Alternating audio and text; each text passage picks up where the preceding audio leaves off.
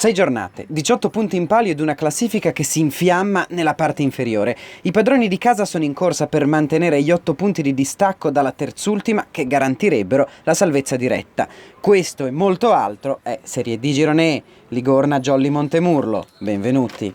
Parte subito forte il Jolly, tenta Gialdini, ma il palo dice no. 21esimo, Ligorna in avanti, palla a Lembo, Del Bino vola, arriva Panepinto, ma spara alto. 41esimo, angolo Ligorna, palla respinta, arriva ancora Lembo, traversa, occasione incredibile. Inizia il secondo tempo, i padroni di casa sono ancora in avanti, ci prova Chiarabini, nulla di fatto. Ma lo show di Super Mirko è solo all'inizio. Al 28esimo ci riprova dalla distanza, ma vola alto.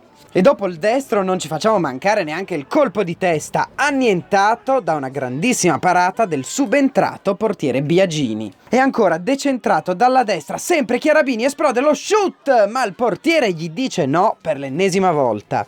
Voliamo all'85esimo, occasione Jolly, la palla passa, arriva Zluri, ma Polidori si supera! È un vero peccato per il Ligorna che poteva e doveva vincere e comunque la lotta salvezza resta assolutamente viva e alla portata della squadra genovese.